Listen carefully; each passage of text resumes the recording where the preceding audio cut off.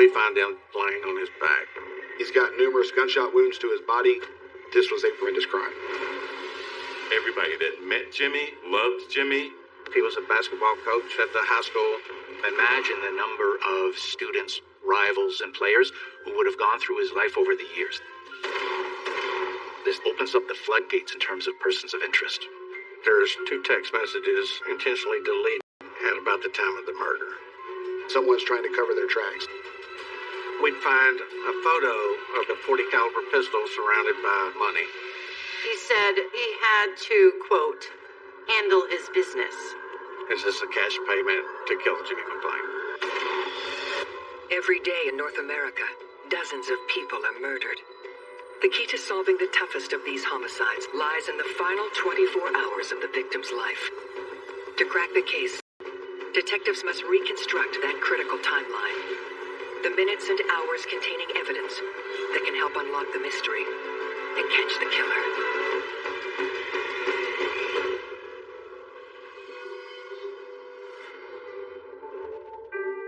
Cordova, Tennessee, is a quiet suburb on the outskirts of Memphis. Cordova is close to the center of the Mid-South. The blues, jazz, country music. It's a great, rich, historical part of our country. Our motto in Cordova is farms, flowers, and fellowship. It's seen itself grow over the years from just a few dozen farms to now currently about 70,000 residents. It's an upper middle class town with great schools. It's a nice place to call home. Cordova is a very quiet community and doesn't have a lot of crime. That changes on a February morning, just before 10 a.m., when the Shelby County Sheriff's Office received a call from the administrator of a local high school. The administrators at Ridgeway High School advised that one of the teachers there had not shown up for work over the last couple of days. They asked for deputies of the Shelby County Sheriff's Office to go to the house and perform a welfare check.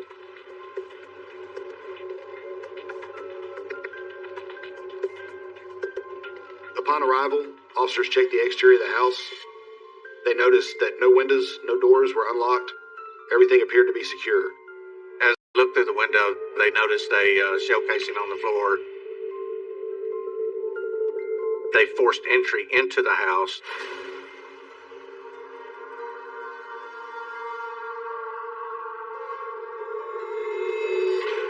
The deputies found the male subject deceased on the floor with numerous gunshot wounds. Deputies call in homicide investigators. Jason Valentine is the first to arrive. As I arrive on the scene, I see the male subject lying there with the large pool of blood around his head and torso. He's got numerous gunshot wounds to his body, head, neck, chest, lower torso. This was a horrendous crime. I find a wallet. I look in the wallet and I find a Tennessee driver's license belonging to Jimmy Fitzgerald McClain. 47-year-old Jimmy McClain, local high school teacher and basketball coach. He has no children and lives alone. He's lived at his Cordova residence for more than 10 years. Jimmy was shot 7 times in his head, face, and neck, with 2 shots directly to his face, one of those which became lodged in his chin. No defensive wounds whatsoever? Jimmy did not see it coming. When you see multiple gunshot wounds, excessive mutilation with a firearm, there really is only one conclusion to draw, and that's that this was an act of visceral rage. Investigators searched Jimmy's house for clues to what led to this brutal murder. I'm looking for the sign of a robbery, but all of his cash, his credit cards, everything appears to be intact in his wallet. I determined that it's likely not a burglary, it's likely not a robbery. I noticed a cell phone near the body. I'd collect that, send that off for further testing.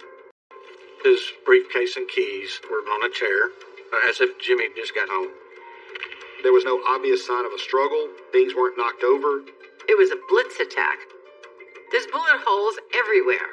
The walls, the ceiling. There's even one upstairs.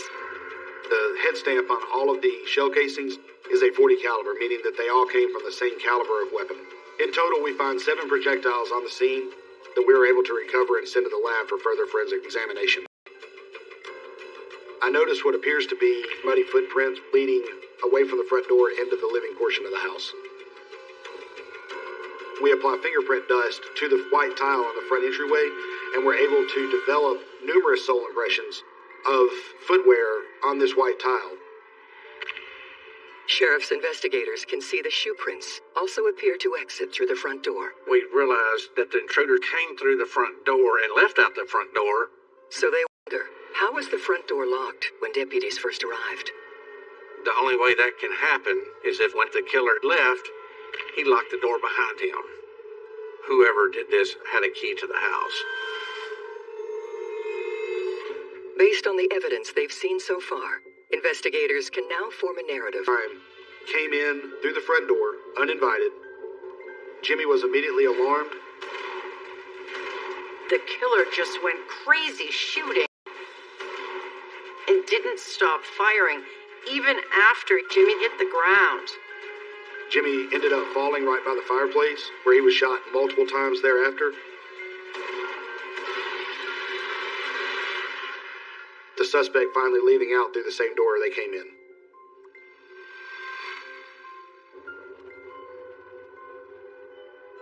Investigators notified Jimmy's next of kin. At this point in the investigation, I began talking to his sister, Easter. Easter is devastated by the news of her brother's death. Easter confirms to us that Jimmy teaches at Ridgeway High School, and he was a basketball coach. Everybody there loves him. Easter confirms to us that he's a pastor of a church as well.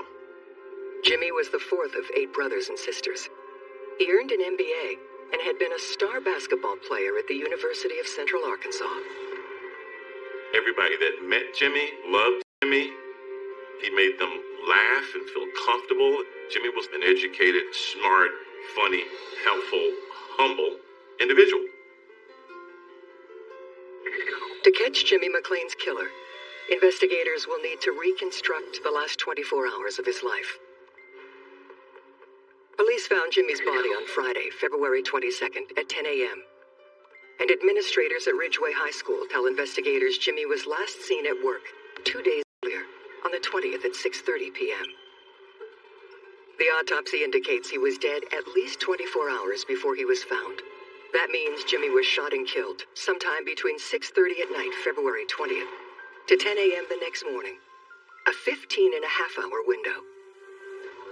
Investigators canvassed the neighborhood in the hopes that someone saw or heard something that might narrow that wide window. We were able to speak to a neighbor who told us that 2 days prior, on February the 20th, as he was sitting in his dining room, he heard gunshots at approximately 8:40 p.m. The neighbor reported it to 911, but when sheriff deputies responded, the neighbor didn't know exactly from where the shots had been fired. Now, investigators believe the shots heard at around 8:40 p.m. must have been the same ones that killed Jimmy. Perhaps Jimmy's phone can confirm it. In looking at the analytics from the cell phone, we determined that the last communication on the cell phone was a text message at 8:41 p.m. to a female named Catherine. In taking the neighbor's statements about the shots fired, along with the cell phone data, we're able to estimate that the approximate... Not only do investigators have a more specific time of death for Jimmy, they also know the last person he communicated with, a woman named Catherine. I asked his sister, Easter, does she know who this person is? She tells us Catherine Samuelson is Jimmy's new girlfriend. Police ask Easter if Catherine has a key to Jimmy's house, and Easter says she believes that she does. 42-year-old Catherine Samuelson has not only been dating Jimmy for the past 6 months, but she likely also has access to his house. So investigators consider her a person of interest. When it's learned that Jimmy is dating someone new, this person becomes a logical suspect. In 4 out of 5 murder cases, the suspect and victim are known to each other. The intimate partner could be one of the most likely killers.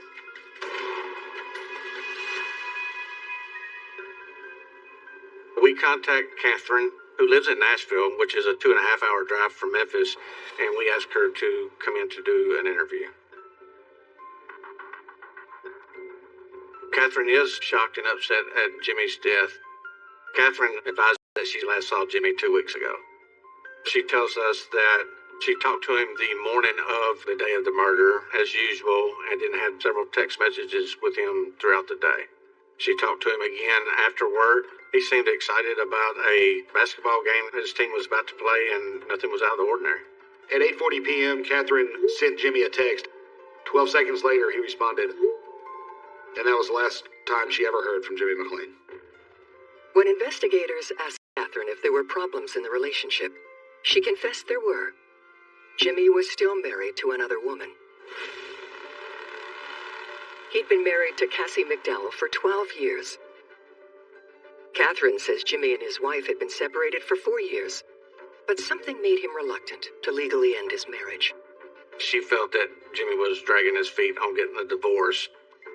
Investigators notice the subject is a sore spot with Catherine. Catherine was uneasy with the friendly relationship Jimmy maintained with his former wife. The fact that he's dragging his feet could lead to building frustration and resentment that may have boiled over. Jealousy and love triangles are a top motive for murder. You have to wonder if Catherine's jealousy got the better of her and took a violent turn. Had she been stalking Jimmy and waiting for the right time to strike?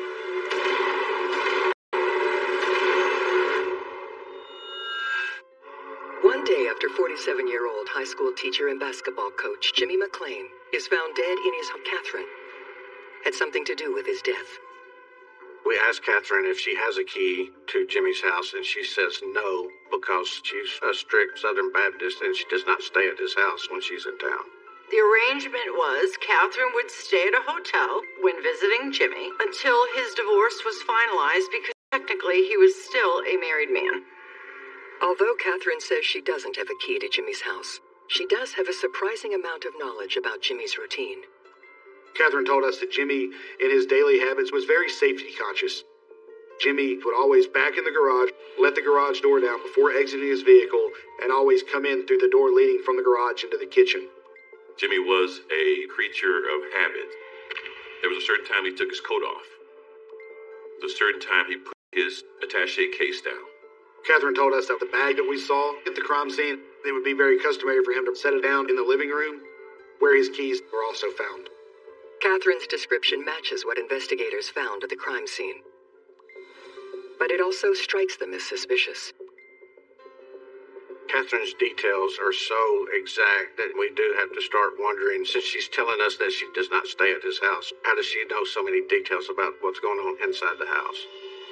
Investigators consider the possibility that Catherine snuck into Jimmy's house and shot him dead. They need to confirm exactly where Catherine was at the time of the murder.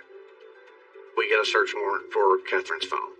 We discover that at the time that we believe that Jimmy was killed, her phone was pinging in Nashville, Tennessee, some 200 miles away. We also spoke to a neighbor who confirmed Catherine to be in Nashville during the time of the crime. With Catherine ruled out as a suspect, sheriff's investigators ask her for names of other people who may have wanted to harm Jimmy and who have a key to his house. Right away, Catherine points the finger at Jimmy's estranged wife, Cassie.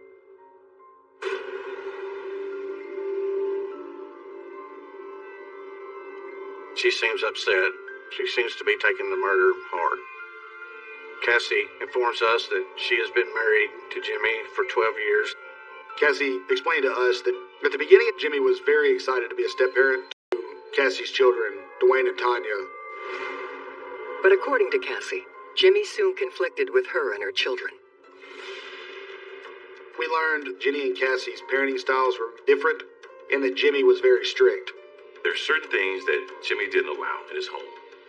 And Cassie was not as strict as Jimmy was. And a lot of the conflict was Jimmy parenting a certain way and Cassie parenting a different way. Jimmy's disciplined parenting angered Cassie's then 21-year-old daughter, Tanya. And it quickly... After Tanya left, her younger brother, 15-year-old Dwayne, also ran afoul of Jimmy's strict rules. And just like his sister, Dwayne was also shown the door. Jimmy asked Dwayne to move out after catching him smoking weed in his room. This time, Cassie chose her teenage son over her husband, Jimmy, and she moved out too.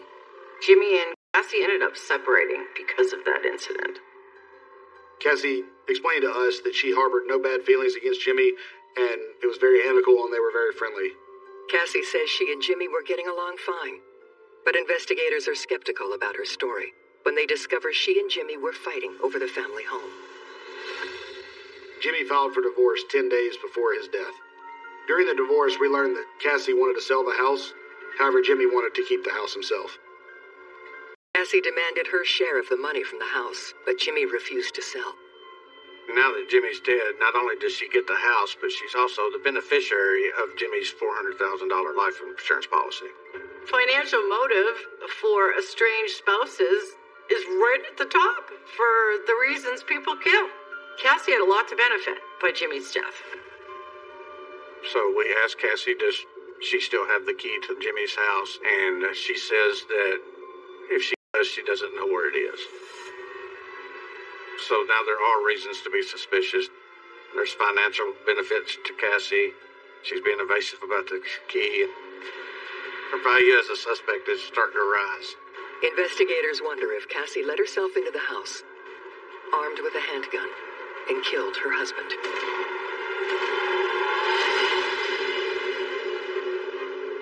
We asked Cassie her whereabouts on the night of the 20th.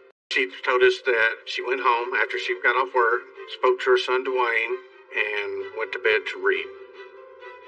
We asked Cassie if she would let us examine her phone, and she obliged. She said she had nothing to hide. Sure enough, Cassie's cell phone records seemed to confirm her story. Around the same time Jimmy was murdered, Cassie's phone pinged off a cell tower near her home, 20 miles from the crime scene. It couldn't have been Cassie who pulled the trigger. But investigators keep pressing Jimmy's ex-wife. She has an alibi. But what about her kids? Tanya and Dwayne had a history of conflict with Jimmy. Did it lead to violence? We asked Cassie if her kids still have the key to the house, and she says that it's possible, but she doesn't know. It's been 4 years since Cassie and her kids have lived under the same roof with Jimmy. Tanya is now 25 years old, and on her own with a daughter and boyfriend. Dwayne is 19. Shelby County Sheriff's investigators asked Dwayne to come in. We want to talk to Dwayne because we know that he's had a tense relationship with Jimmy in the past. As the interview started with Dwayne, he was very calm. He answered our questions. He told us everything we needed. Dwayne insists he got along very well with his stepdad, even though they bumped heads from time to time. Sheriff's investigators wonder if Dwayne's story is true. Or if 4 years after Jimmy kicked him out, Dwayne still hates his stepdad enough to want him dead.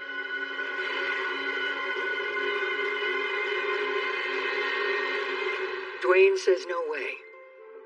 Dwayne says he harbors no ill will against Jimmy. We asked Dwayne if he has a key to the house, and he says he doesn't have one, and he has not been to the house in a long time. We asked Dwayne his whereabouts on the night of the murder. Dwayne tells us that he had gone home, seen his mom, Cassie. They talked briefly, and Dwayne just stayed at the house for the rest of the evening. Dwayne's mother confirms his story, that on the night Jimmy was murdered, Dwayne came home around 7:30 p.m. He was home at the time of the shooting, and he stayed home the entire night. According to Cassie, there's no way Dwayne could be involved in the crime. Cassie and Dwayne's stories are lining up, but are they telling the truth? Are they covering for one another? Just because one person corroborates the alibi of another, investigators have to consider that maybe they're working together, that this is a conspiracy of two. The team needs to confirm that the data on Dwayne's cell phone will corroborate where he was at the time of the murder. We asked Dwayne if we could look at his cell phone, and he says he doesn't have one, and that he uses his mother's cell phone when she's not at work. Since Dwayne shares his mother's phone, investigators already know that at the time of the murder, that phone pinged off a cell tower near their home. The phone call log also shows no suspicious calls or texts were made during the same time period. It seems like Dwayne was at home with his mom, just like they said. So investigators turn their attention to the other family member who had a conflict with Jimmy. Dwayne's sister, Tanya. So we bring in Tanya, and she makes no attempt to hide her dislike for Jimmy. Tanya was especially angry towards Jimmy, so much so writing comments about him on social media. It's been shown that the more we ruminate, the more we're angry about something that we can't control, actually the more it leads to violence. Tanya's on social media writing hateful things about Jimmy, and there's a level of angry rumination there. Investigators may want to know, did this spill over into something violent? Is it possible that Tanya's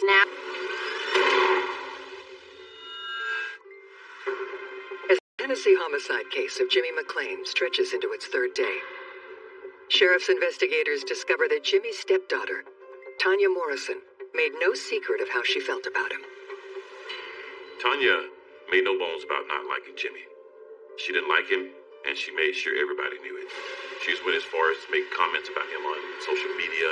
The way she explained it, Tanya was upset that Jimmy would treat her more like a coach, being more strict. She just did not have respect for or want Jimmy telling her what to do. And as much as Jimmy did for her and tried to be nice for her, she just utterly hated Jimmy. Now we have to wonder, could she possibly be a suspect? Did Tanya hate Jimmy enough to go to his house, armed with a handgun, and shoot him?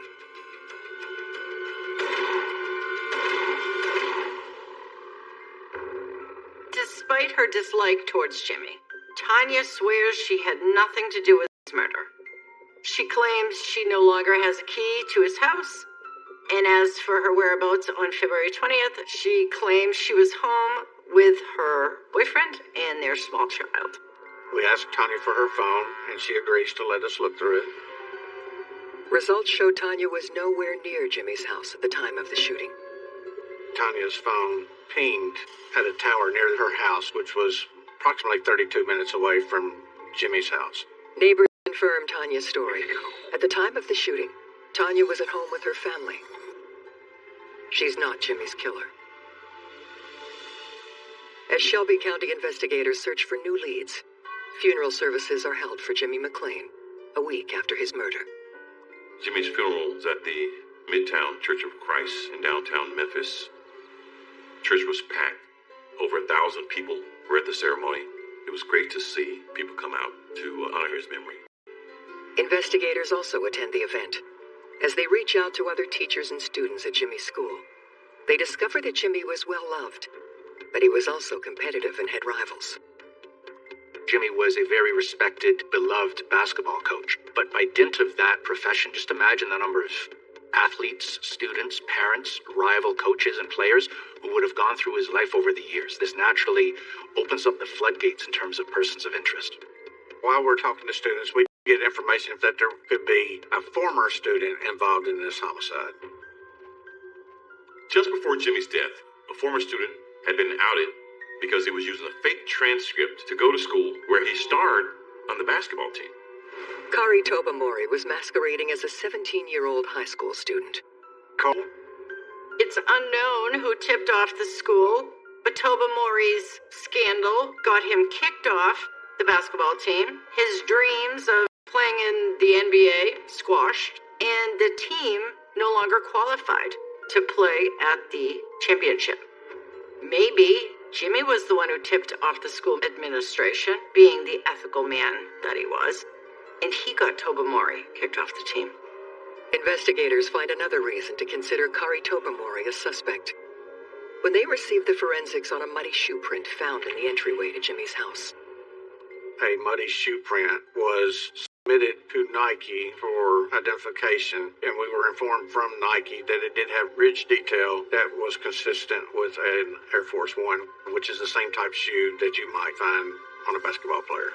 They determined that it appears to be somewhere around a size 10 and a half. Investigators need to find out where Kari was on the night of the murder. They also want to know what size shoe he wears. So we contact Kari, and he refuses to talk to us. He leaves up right away. We reviewed Kari's fake high school transcript and find out that it was submitted by his mother. When the woman claiming to be Kari's mother arrives at headquarters, investigators are met with a surprise. We learned that this woman is not actually Kari's mother, it's his wife. Kari's wife explained that they submitted this transcript so that even though he had already had his high school diploma, he would appear to have been 17 that would enable him to pursue a career in the NBA. In other words, they just made up the entire thing. But sheriff investigators learn it wasn't Jimmy who tipped off the school to the truth about her husband, Kari Tobermory. In fact, the wife admits it was her that tipped off the school because Tobermory started cheating on her with a high school girl, and this is how she got back at him. So we talked to Kari. He confirms that he has moved back to Memphis, he has an alibi, and he is cleared as a suspect. Just as the investigation hits another dead end, investigators receive new information from a local phone carrier regarding the cell phone that both Cassie and her son Dwayne share. Although cell phone tower evidence does show their phone was nowhere near the crime scene on the night of the murder, the call logs from the phone carrier suggest the phone itself may have been tampered with. We found out that there's a block of time on February the 20th where nothing happens on the phone. We determined that the reason there was nothing on the phone is that communications on the device itself had been deleted. There's 2 text messages. Someone's trying to cover their tracks. Is that someone, Cassie or Dwayne? There's no way to recover the contents of the deleted messages on Cassie's phone. But her phone records do have a valuable piece of information. The phone number the messages were sent to. We need to see who received these text messages and see if these text messages still exist on that phone. The phone number is traced to a 19-year-old guy named Rick Collins. Rick is a petty drug dealer known to the sheriff's office. But why did Cassie or Dwayne text him on the night of the murder? And what did they say? Investigators don't want to tip their hand by confronting Cassie and Dwayne, so they follow the lead. Police now need to track down Rick and gain access to one or more devices in order to determine what role those text messages played during the crime. We get a warrant for Rick's cell phone, and we put him under surveillance. Within a few hours of surveilling Rick, we approach him, and he takes off running. We have to catch Rick. We can't risk losing whatever information is in that phone. 2 weeks after the murder of Jimmy McClain, Shelby County Sheriff's investigators in Tennessee are hot on the trail of local drug dealer Rick Collins. They want to know if deleted texts sent to him on the day of the murder from the phone belonging to Jimmy's wife Cassie are saved on Rick's phone, and if those text messages point to the killer. We managed to catch him, and we discovered a large amount of pills and marijuana on him. Rick refuses to answer any questions and asks for a lawyer. Rick is placed in jail on his charges, and while he's in jail, then we go through his phone. If investigators find texts linking him to Jimmy's shooting, Rick could also find himself charged with a murder. Forensics confirms that Rick was texting Cassie's phone on the night of the killing, but we can't look at the text because Rick also deleted the same text messages, so we still don't know what they say. The destruction of these records is probably more damning than whatever was contained in the message itself. The fact that these efforts were undertaken is really incriminating. With the text messages deleted from both Cassie and Rick's phones, the content of what they said might never be recovered. But investigators do find something on Rick's phone that might prove even more incriminating. What we did find on the phone is a photo of what appears to be a .40 caliber pistol laying on a bed surrounded by money. And the photo is time-stamped on the day of the murder, February the 20th. Evidence found at the crime scene indicates that a .40 caliber gun was used to kill Jimmy McClain. Is it surrounded by stacks of money? We begin to wonder, is this a cash payment that Rick received to kill Jimmy McClain? If investigators can find that gun in the photograph, it might point them to the killer. They search Rick's apartment, but find no trace of the gun or the money. If Rick is the shooter, without the deleted texts, cash, or the gun, investigators have no evidence to prove it. So while Rick is in jail, we begin to monitor his phone calls in the hopes that he will trip himself up and reveal more clues about what happened. The break they're looking for comes on March 8th. 3 weeks after Jimmy's murder, Rick makes a call from jail to a known criminal named Javert. In the recorded call, investigators overhear a coded message between between the two men. During the conversation, Rick told Jabir, I wish I would have known that night that the pit bull was sick. Pit bull is slang for gun. Sick means it was used in a crime and that he needs to get rid of it. From the call, investigators learned that Rick sold the gun to Jabir just days after Jimmy McClain was shot dead. If Jabir still has the gun, investigators need to find it before he has time to get rid of it. We jump on that and a search warrant for Jabir's house.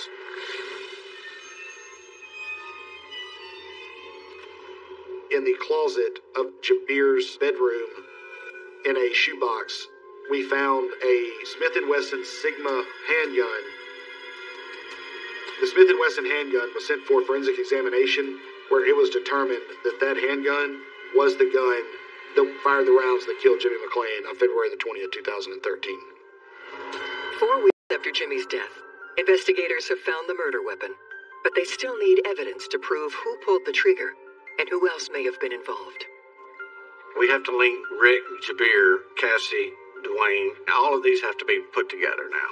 As investigators work to connect the dots, a sheriff's deputy from a town that's 400 miles away blindsides the team in Shelby County. We receive a tip from Deputy Green in Crossville, Tennessee, that at 11 p.m., a frightened woman runs into the sheriff's office. She tells them that her husband's nephew is involved in a murder involving a basketball coach in Memphis, and she is afraid for both her and his life. Investigators need to talk to the frightened woman's husband to find out what he knows. So we find out that she is married to David Caddell. Right away, we drove to Crossville, Tennessee to interview Caddell. As Shelby County investigators travel to meet David Caddell, they have no idea if he's a false lead or a witness who's about to name the killer. Shelby County investigators have traveled 400 miles to Crossville, Tennessee to meet a potential witness named David Caddell. His wife claims David's nephew confessed to killing Jimmy McClain. But it's already very clear that unlike his wife, David Caddell has no desire to talk to police. At the beginning of the interview, David's very uneasy. He's not wanting to talk to us. We informed Caddell that if he's withholding information involving a homicide, that he could be held as an accessory to murder. So he starts talking. It turns out that David Caddell is Cassie's brother and Dwayne's uncle. Dwayne is the same nephew who David's wife claimed killed Jimmy McClain. David tells us about a conversation he had on February the 26th with Dwayne Moore. Dwayne said he was not going to let anybody disrespect his mom. When Caddell asked Dwayne what he meant by that, he said his mother and Jimmy had been discussing their divorce and that Jimmy had gotten out of line. So he had to, quote, handle his business. Caddell asked Dwayne straight out, did you have something to do with this murder? And Dwayne did not respond. He gave him a look. And then Caddell said, you know what, I don't want to hear any more. While investigators believe Caddell's story about Dwayne is plausible, Caddell's secondhand hearsay proves little. So sheriff's investigators head out to pick up Dwayne himself and hear what he has to say about his uncle's claims. Dwayne refuses to talk to us. With Dwayne stonewalling, investigators bring his mother Cassie into the room next door. Previously, she had claimed that on the night of the murder, Dwayne was home with her. Now investigators press her to know whether that's the whole truth. When confronted, Cassie admits that Dwayne was not at home the entire night of February the 20th. He had gone out for a couple of hours, and he had also gone out with his girlfriend, Helen, at about 10:30 p.m. Investigators ask Helen if she can confirm seeing her boyfriend Dwayne on the night of the murder. We interview Helen, and she stated around 10 p.m. February the 20th, she received a call from Dwayne, who stated he wanted to come see her. When Dwayne got to her house, she said he appeared nervous or uneasy. She described the clothing that he had on, and she specifically remembered that Dwayne had on a pair of Nike Air Force One tennis shoes. Could these be the same Air Force Ones that were identified at the crime scene?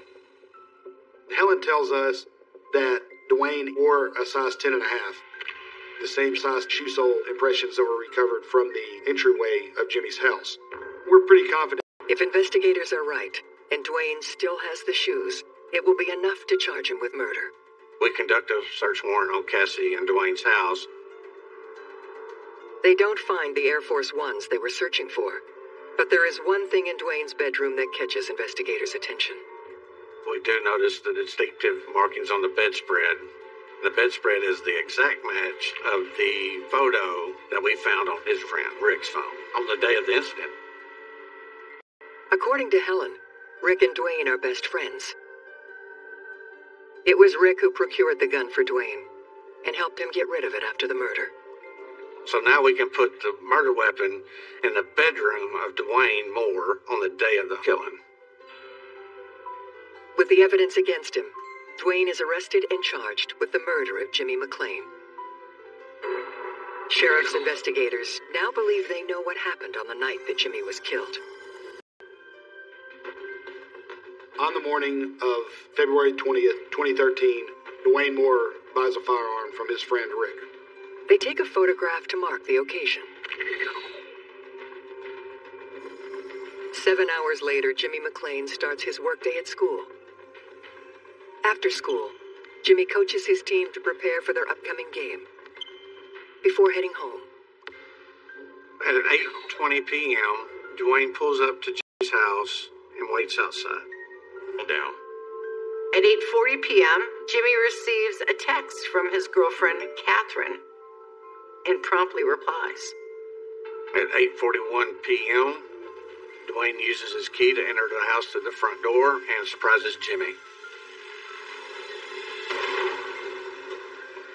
Dwayne begins firing, striking Jimmy, and continues to shoot.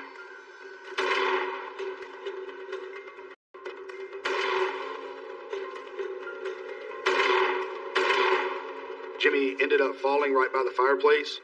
Once Jimmy's down, Dwayne stands over him and continues shooting. When Dwayne is sure Jimmy is dead, he leaves the residence, locking the door behind him, unknowingly leaving the footprint behind. On June 27th, 2014, Dwayne is convicted of Jimmy's murder. He is sentenced to 22 years in prison without parole. This case would not have been solved this fast if we had not talked to so many people that knew Jimmy. Each person gave us something a little different that shined light on something that we needed light shined on. All of that coming together through this entire investigation is what resulted in the conviction of Dwayne. If Jimmy walked through that door now, we'd be smiling and laughing, and when he left you, you would just feel so much better. He was just a bright gift to us all. He really was.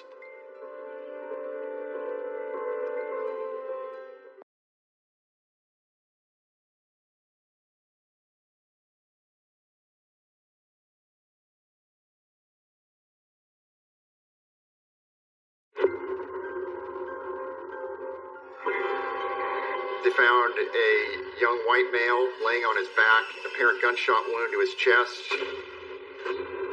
Jared Davidson was a chemistry PhD student. Robbery isn't the motive here. Whoever did it wanted him dead. There was a note card in the plant that said, "To my teacher." We have drug cases. We have drug dealers. Jared would have been the perfect guy for that. We have two people known to be armed and dangerous. They're good at reading people, and they're good at exploiting them to get what they need. So we searched every flower shop within 90 miles. Bingo. We've got our suspect. Every day in North America, dozens of people are murdered. The key to solving the toughest of these homicides lies in the final 24 hours of the victim's life. To crack the case, detectives must reconstruct that critical timeline. The minutes and hours containing evidence that can help unlock the mystery and catch the killer.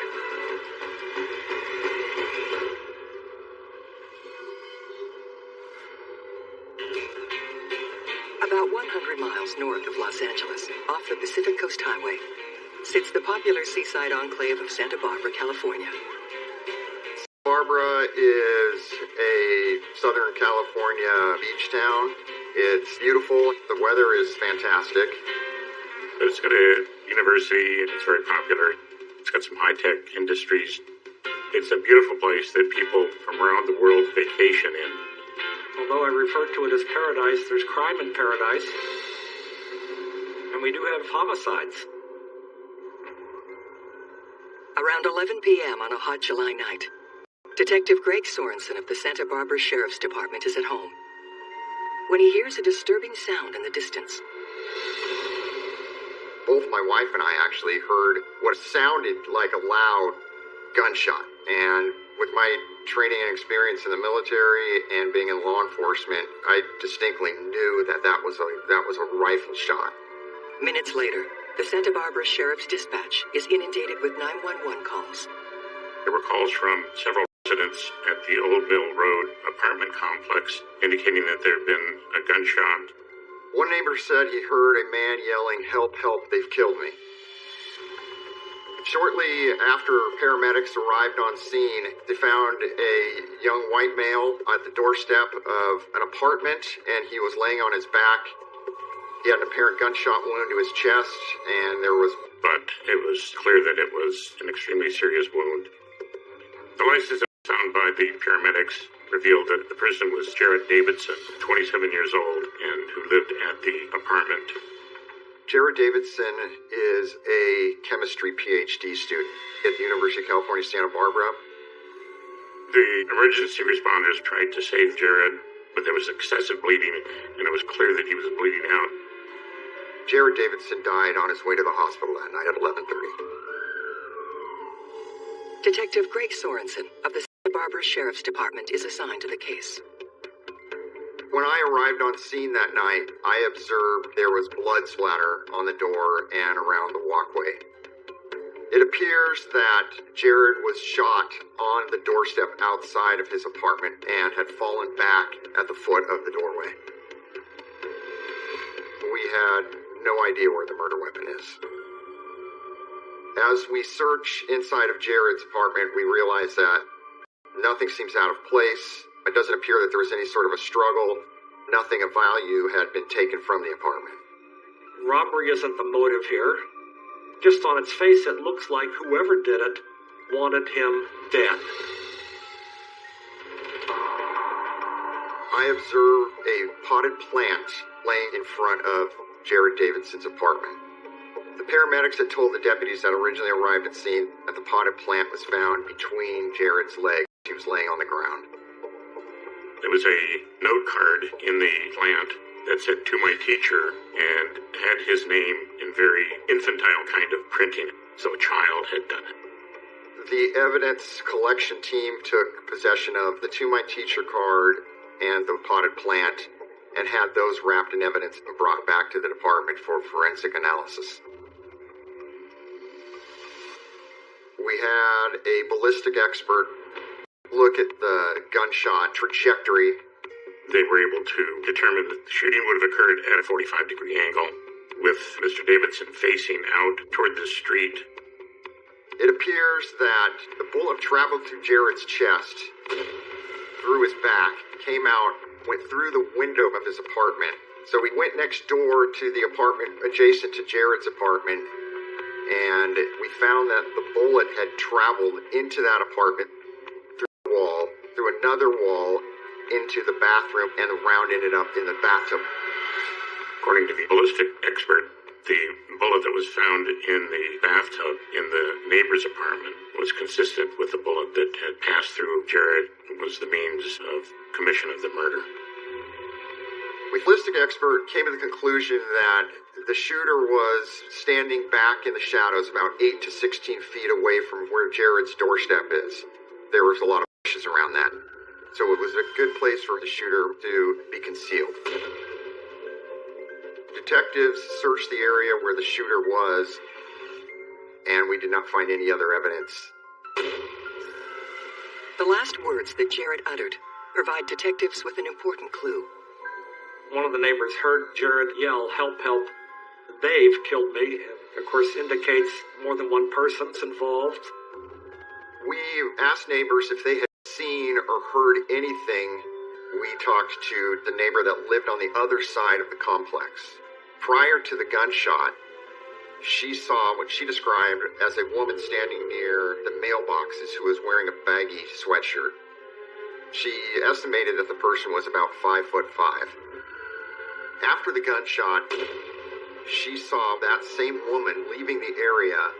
However, there was somebody else that joined her, what she said was a man wearing a jumpsuit, and he was about 5'7". The neighbors that did happen to see the male and female subject saw them walk across the parking lot away from the apartment complex towards Old Mill Road, and they simply just disappeared. Based on the known evidence, detectives form a narrative of what likely occurred when Jared Davidson was killed. Well, it's fairly clear that the plant has been used as a mechanism to draw Mr. Davidson out of his apartment. It appeared that they put a potted plant at the doorway, either rung the doorbell or knocked on the door. Jared came to the door, opened the door, and saw the potted plant. Went outside of his apartment to look at the plant at his doorstep. And that's when the other perpetrator, standing back in the bushes, shot and killed. It suggests a personal and targeted attack. A plant is placed outside his door, so Jared comes out and collects it, and then he's ambushed. People who commit this crime clearly know where Jared lives, so there's some personal connection there. But it's also very brazen. This could suggest that this person is very confident that they won't get caught. To solve Jared Davidson's murder, detectives will need to reconstruct the last 24 hours of his life. Investigators contact Jared's parents who live in Las Vegas to break the terrible news about their son. Jared's parents were obviously very distraught to find that their son had been murdered. Hours before he was killed. They described Jared as an intelligent, hard-working, and kind young man. Jared was a teaching assistant and a graduate student in chemistry. He was well thought of by the students and the professors in the department. He was working on his PhD. He had one 4-year-old daughter, Miriam, who he spent a lot of time with.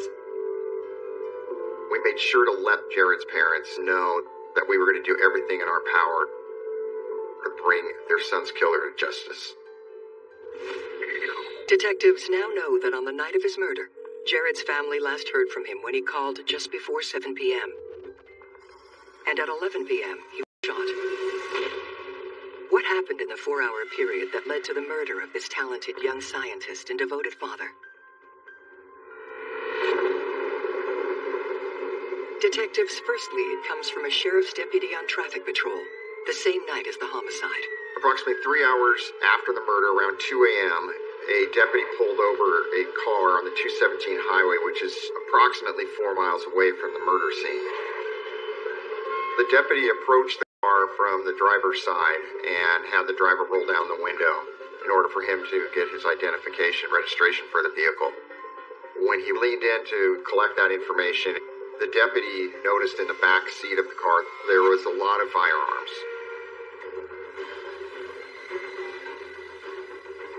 Knowing that Jared had just been shot 3 hours prior, the deputy held the car at gunpoint while he radioed for backup. Have 2 armed people, and at that point, reasonably believed to be willing to use violence to escape. It's all hands on deck, and it's a highly volatile situation. Santa Barbara sheriff's deputies rush to back up their fellow officer, who's alone on a dark highway with 2 armed suspects, just 3 hours after killers gunned down a young man on his stoop.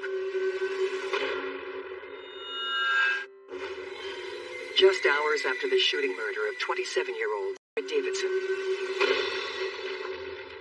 a Santa Barbara sheriff's deputy calls for backup after pulling over 2 people with a car full of weapons.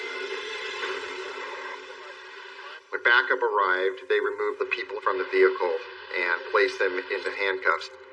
The driver and passenger were arrested and brought up to the sheriff's station. It was found that they were running guns from the Los Angeles area up to Santa Maria. Deputies caught 2 criminals, but not the ones who fled after the shooting.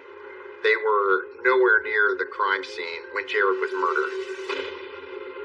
they were not involved in the homicide. At the Santa Barbara Sheriff's Office. Detectives ask if they know anyone who might want to harm their son. Right away, they point the finger at Jared's ex-wife, Kelly Davidson. Jared and his ex-wife Kelly had a daughter in common. Her name is Miriam. They had a custody issue between them. 4 years earlier, they were students at the same university. Jared and Kelly met in a class.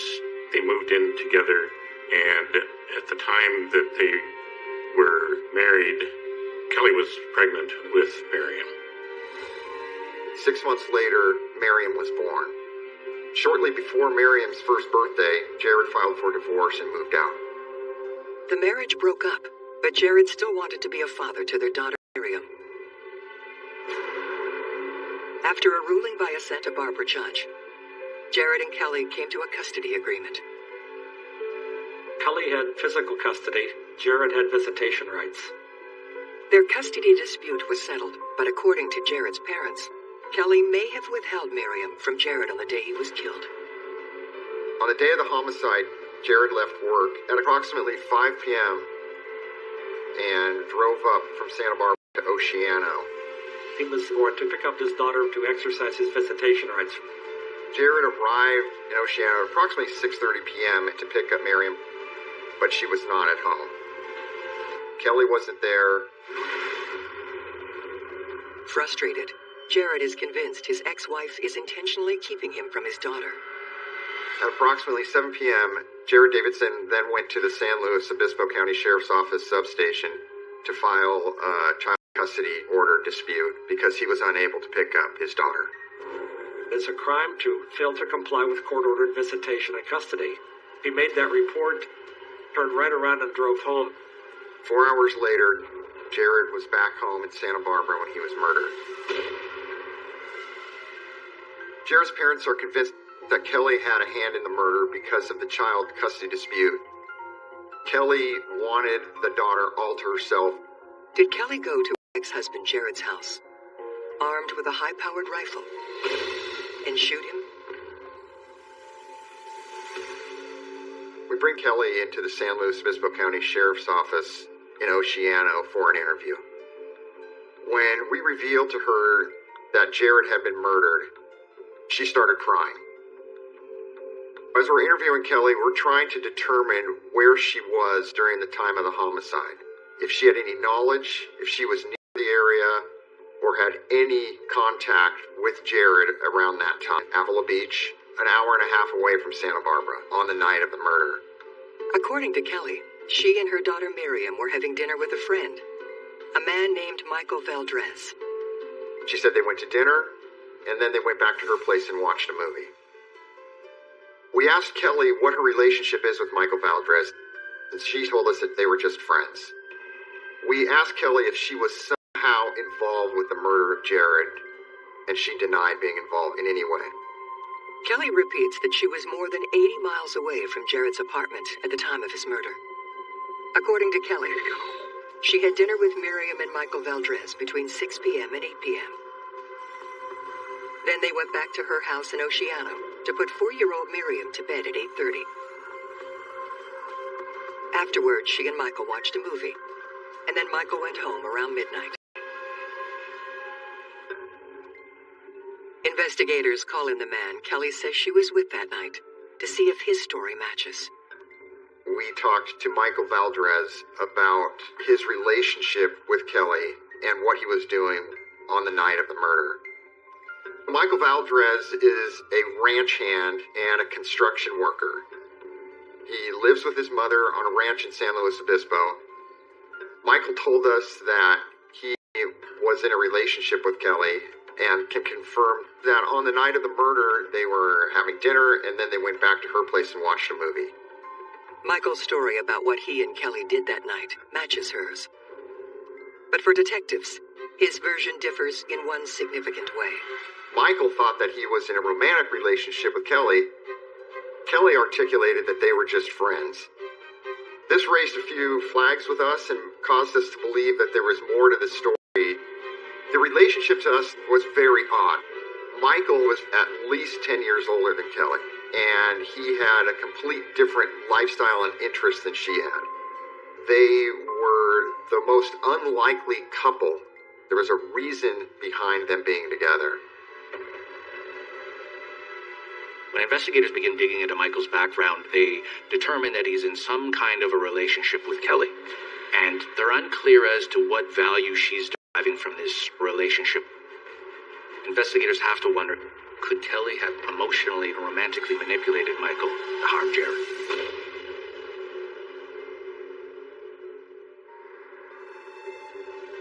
Looking into Michael's background, he has no criminal record. But we did a search warrant at his ranch where he lived, and we found that Michael had numerous amounts of firearms, a few of which were high-powered. Bring them in and have them analyzed to see if there was a comparison for the ballistics that were found at the crime scene. It's possible that Kelly and Michael are working together. Did Kelly lure Jared out of his apartment? And did Michael Valdez pull the trigger?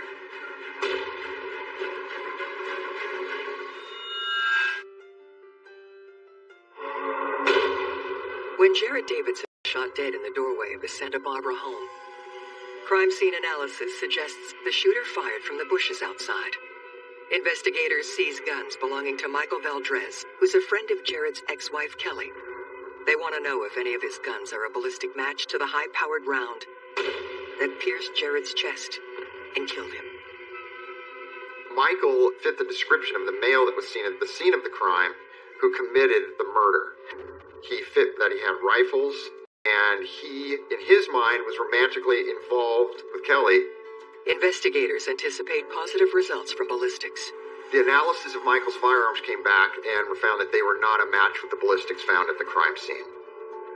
Not only are Michael's guns not connected to the crime scene, detectives also confirm Michael and Kelly's mutual alibi. The restaurant confirms they were eating dinner, and Kelly's phone records place her at home at the same time the shooting happened. Michael Valdez isn't the shooter, and neither is Jared's ex-wife, Kelly. But Jared's parents add that the source of their son's marital friction didn't stem from Kelly alone. Jared's parents told us Kelly's relationship with her mother became a dividing point in their marriage. She was like the third person in the marriage.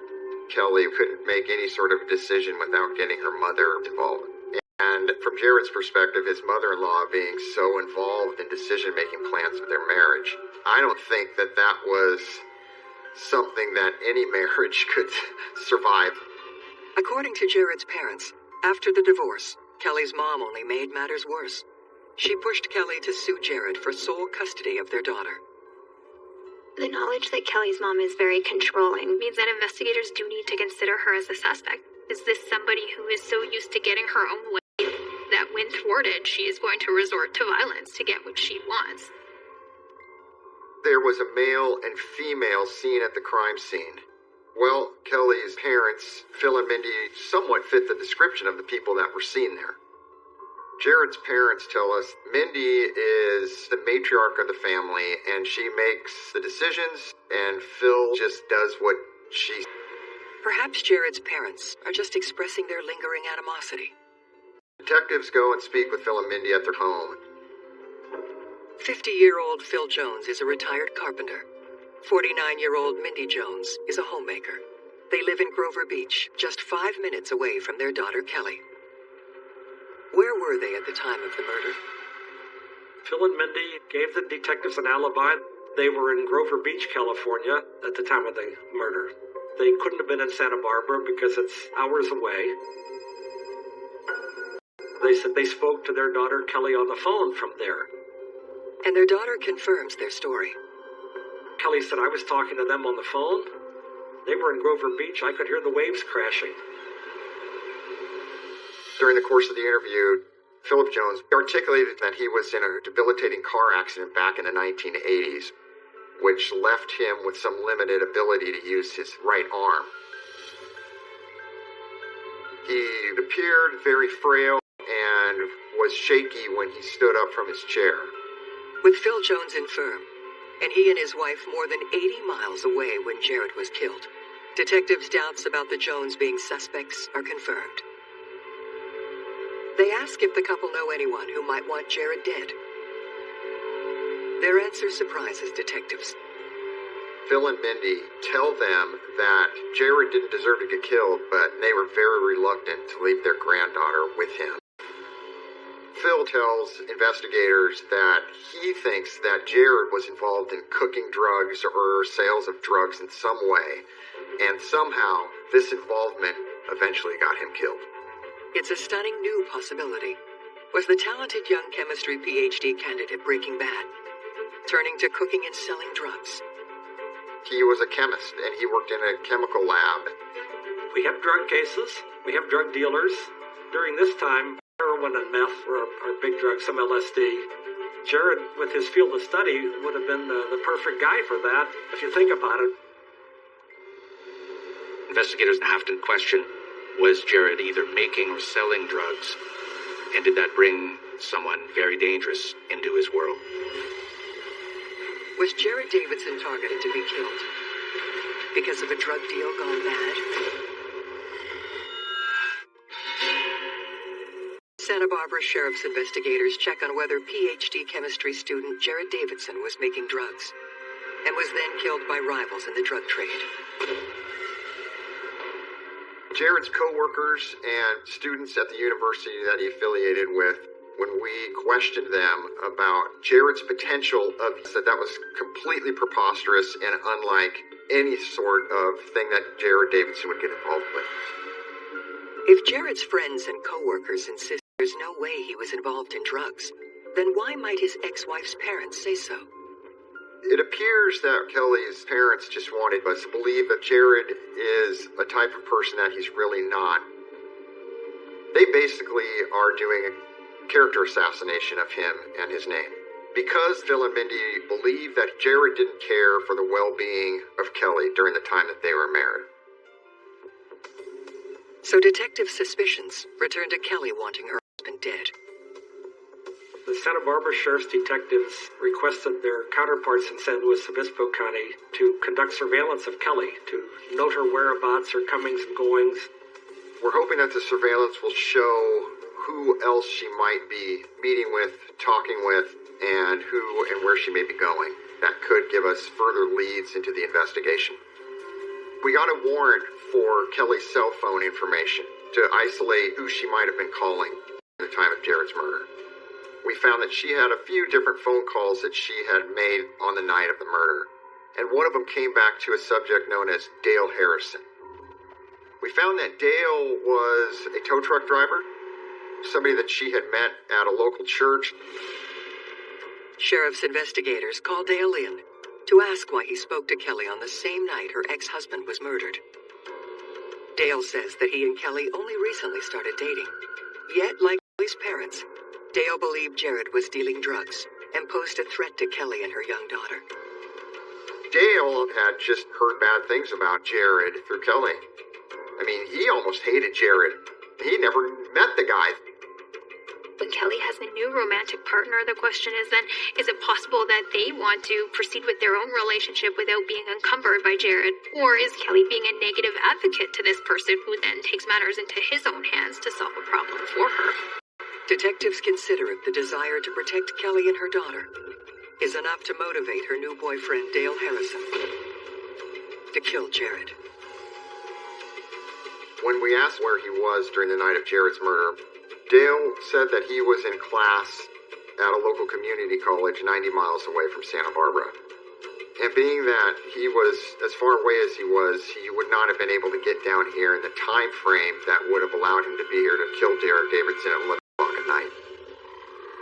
Investigators confirm Dale's alibi with his school, and he's ruled out as a suspect. Back at square one, detectives pore over crime scene evidence for anything overlooked. Happened to live somewhere close by and would routinely shop at Avon's Market. He recognized that plant as a type of plant that was sold at this Vaughn's on Turnpike Avenue. The store is just a 6-minute drive from where Jared was murdered. that led them to ask for the security camera footage from the night of the murder. Investigators scan the video and spot something that may be relevant. It's at 10:40 p.m., just 20 minutes before the homicide occurred. The surveillance footage showed the person who purchased the plant wearing a baseball cap, a baggy sweatshirt. It was a cash transaction. No credit card was used that they could use to identify who had made the purchase of the plant. Bingo. We've got our suspect. By her build, her stature, and the way that she walked, it caused us to believe that that was indeed Kelly Davidson that was going through the checkout line buying the plant. What should be definitive proof for detectives also poses a problem. At the exact time this plant is purchased, detectives had previously confirmed that Kelly was 80 miles away. They said, how did she fool us on the fake alibi? They thought it was her in the video, but we couldn't see the face. Detectives returned to Vaughn's with a photo array that includes Kelly. Perhaps someone at the store remembers the face of this customer. No one does, nor does the store sell the exact gift card found at the crime scene. The grocery store didn't have any cards that were To My Teacher cards.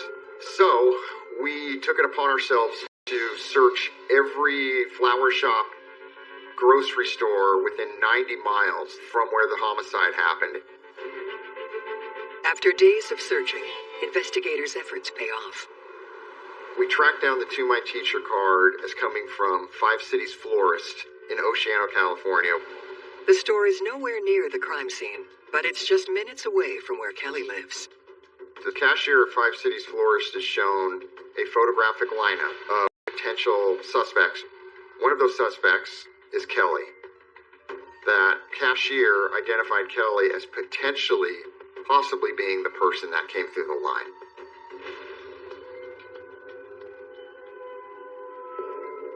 Even though the cashier isn't 100% on her ID of Kelly, if the lab finds Kelly's prints or DNA on the card or pot at the crime scene, it will confirm detective suspicions that Kelly was involved in the murder. The forensics investigators did some analysis of the potted plant, To My Teacher card, and the plastic card holder, looking for fingerprints, which they didn't find. OJ for potential DNA analysis on those items.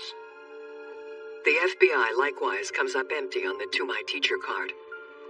But they do manage to retrieve something from the card's plastic holder. The plastic card holder returned with a positive DNA strand for female DNA on it. So, we immediately got a search warrant for Kelly's DNA. We then went to her residence up in Oceano and did a buccal swab DNA analysis and returned it back to the crime lab for comparison with the DNA on the plastic card holder. If the DNA is a match, it could be enough to put Kelly Davidson in prison for murder.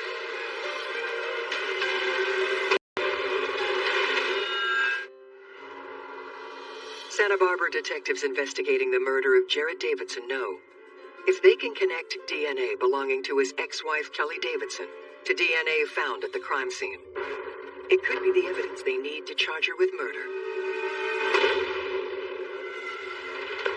But when the results come in, they're not what detectives were expecting. When we got the DNA result comparison back from the lab, it showed that Kelly Davidson's DNA was partly a match to the DNA on the plastic card holder.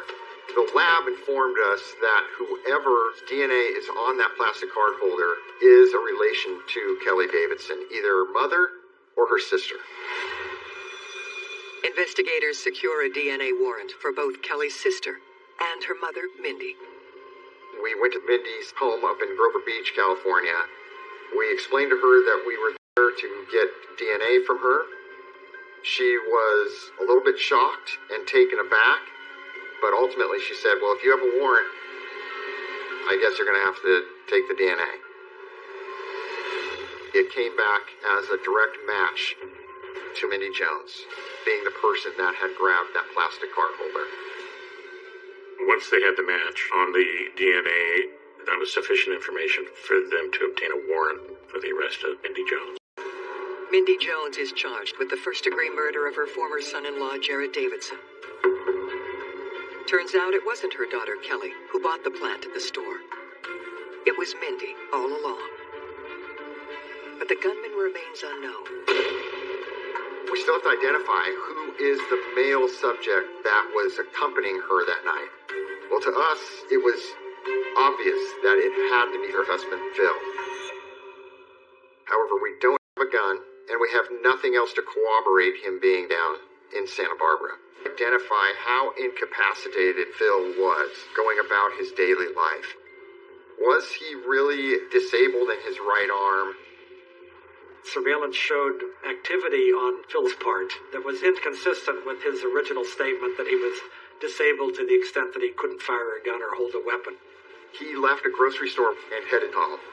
He was carrying a large case of wine, which is far heavier than any firearm, so he was very able to manipulate his hand. Not only does it appear that Phil had lied to investigators about his physical disabilities, detectives also find evidence Phil lied about where he was at the time of the murder. Philip and Mindy Jones claimed that they were on the beach at Grover Beach at the time that Kelly had called them at approximately 9:06 p.m. the same night of the murder. Through cell site tower analysis, we found that Phil and Mindy were not at Grover Beach. They were on the 101 freeway driving south through Arroyo Grande, California, headed to Santa Barbara. 2 hours later, cell phone records place Phil and Mindy right near the crime scene. About 10 minutes after the 9/11 call, where people were calling in about Jared, there's a phone call from the parents' phone to Kelly, pinging off of a cell tower in Santa Barbara. At this point, we have enough evidence to charge Philip Jones for murder and have him arrested for murdering Jared Davidson. Philip and Mindy were charged with first-degree murder and murder by lying in wait. In California, lying in wait murder means that the killer engaged in a period of watchful waiting, followed by an immediate attack on an unsuspecting victim. You can't be eligible for the death penalty if you're found guilty of a lying in wait murder. As for Kelly, investigators have no physical evidence to connect her to the murder of her ex-husband. Both her parents claim she wasn't involved. Still, Kelly's prior statements don't jibe with cell phone evidence. During the grand jury proceedings, Kelly confirmed that the parents spoke to her on the phone. She testified that she could even hear the waves crash at Grover Beach. That turned out to be incriminating because at the time of the call it was made by the cell phone tower close to Jared's house, and there's no area around there where anyone could hear waves crashing. She was making that up. She knew exactly where Mindy and Phil were. Kelly was taken into custody for lying to the grand jury. Detectives finally know exactly what happened the night Jared Davidson was murdered. A cold-blooded plot that involved his ex-wife. Left Santa Barbara and drove to Oceano to pick up his daughter Miriam. At approximately 6:30 p.m., Jared arrived at Kelly Davidson's residence. However, nobody answered the door. At approximately 7 p.m., Jared went to report the violation of the custody order for not being able to pick up his daughter. At 9:06 p.m., Kelly calls her mother, Mindy. Kelly alerts her parents that Jared's on his way home, and their daughter Miriam, who he was supposed to pick up, is now safely with her. Jared arrives back home in Santa Barbara from Oceano. At about 10:40 p.m., the Vaughn's surveillance video shows Mindy buying the potted plant. Mindy writes the card with childlike writing of Jared's name. At 11 p.m., Mindy places the plant in front of Jared Davidson's door and knocks on the door and walks away. At the same time, Phil is hiding in the shadows in the bushes with a loaded rifle. Jared opens the door, walks out into the light, see the plant on the ground, and is shot in the chest by Philip. Philip and Mindy walk out of the area and left Santa Barbara back towards Oceano. Soon after, Phil and Mindy dispose of the murder weapon It's never recovered by police. Meanwhile, Jared Davidson lies on the ground in a pool of blood, gasping for his life, screaming for somebody to help him. 27-year-old Jared Davidson dies in the ambulance on the way to the hospital. On February 10th of 2006, Philip was sentenced to the California State Prison for a term of life with no possibility of parole, following his plea to murder and murder by lying in wait. Indy is sentenced to life in prison without the possibility of parole for the murder of Jared Davidson. Kelly was sentenced to 4 years in state prison, pursuant to the plea agreement, for perjury and for accessory. Kelly was released after 2 years in prison. After Kelly got out of prison, she tried to gain custody of Miriam, but was never able to gain custody of her. As for the little girl at the center of it all, 4-year-old Miriam lost both her parents, but soon after she was luckily adopted by a loving family. Jared's parents, Sandra and Robert, maintain full custody of Miriam and live in Las Vegas, Nevada. Miriam is now 22 years old. I think the daughter going to Jared's parents was probably the best outcome that could possibly have occurred for that child.